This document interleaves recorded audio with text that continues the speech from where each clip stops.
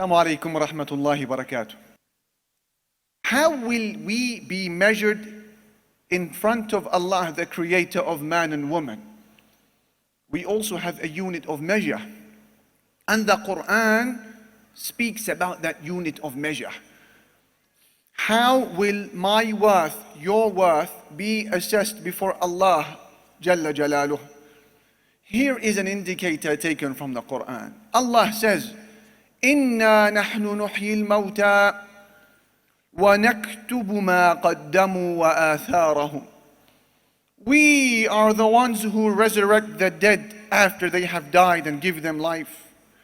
And we are the ones who write down everything that they had put forward and what they had left behind. We are the ones who write down everything that they had put forward and all of that which they had left behind from good deeds, from sins. We write down atharahum, we write down their traces. This is the unit of measure. Allahu Akbar. And therefore we realize that Yawm al-Qiyamah, our assessment will not be according to appearances or backgrounds or languages or the number of certificates that plaster the walls of our homes, not even the number of years that we lived. That will not be the entire unit of measure. Why? Because there may be a person who lived years upon years, years on end, 80 years, maybe 100 years. But when he dies, he meets Allah Jalla Jalaluhu, or she meets Allah Jalla Jalaluhu with a count of 0. Rather, this person may be in the minus, below the 0, because of the sins that they had left behind. And there are others, may Allah make us amongst them, who perhaps may have lived shorter lives than others, maybe 20 years only, maybe 30, 40 years only. But when they die, their good deeds continue to grow, and it is as if they had lived thousands of years because of the traces that they had left behind. An example is Sa'd ibn Mu'adh radiyallahu anhu, who embraced Islam at the age of 30 years old and would die 6 years later at the young age of 36. But when he died, the throne of Allah would shake. 36 years old?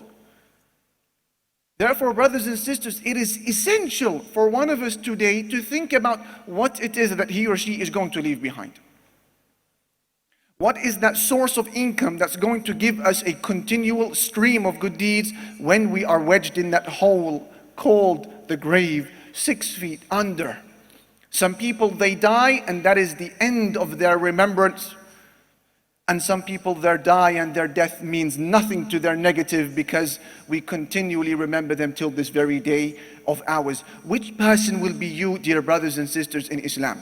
How do I find the project that is befitting for me as a male, as a female, as an Arab, as a Nigerian, as a young man, as an old woman, and so on and so forth? This is the ayah we want to address today. What is the ayah? It is where Allah Jalla Jalaluhu said in Surah Al-Isra, قُلْ كُلٌّ يَعْمَلُ عَلَى شَاكِلَتِهِ. Say to the people, each works according to his manner. So there is good news that's being given here to the believers who are working according to the manner of Islam, and thus Allah will give them Jannah. And there is also a subtle warning for those who are working to a different manner. Jannah will not be the home. كُلٌّ يَعْمَلُ عَلَى شَاكِلَتِهِ. Each one of us works according to his shakilah, that we have translated as manner, according to his manner. What does that word actually mean? There are several meanings that are captured by this term. So this is meaning number 1. What was it? Shakila. Each of you works according to his shakila. What does that mean? The intention. The intention. Then you have here a second meaning that is captured by the term shakila. What is that? It means khaliqatuhu, the nature of a person. So what is now the meaning of the ayah? Focus with me, brothers and sisters.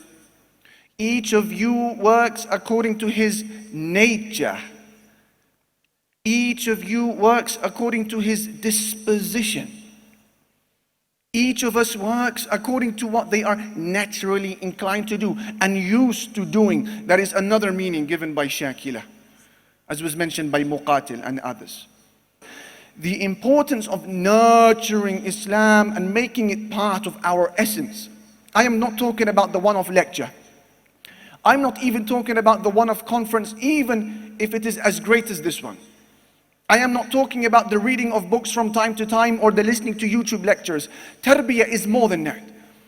Tarbiyah is a continual effort that starts from a young age till Islam becomes part of your flesh, your blood, your nerves. And this is what forms the Shakila. The nature becomes an Islamic one. Allahu Akbar.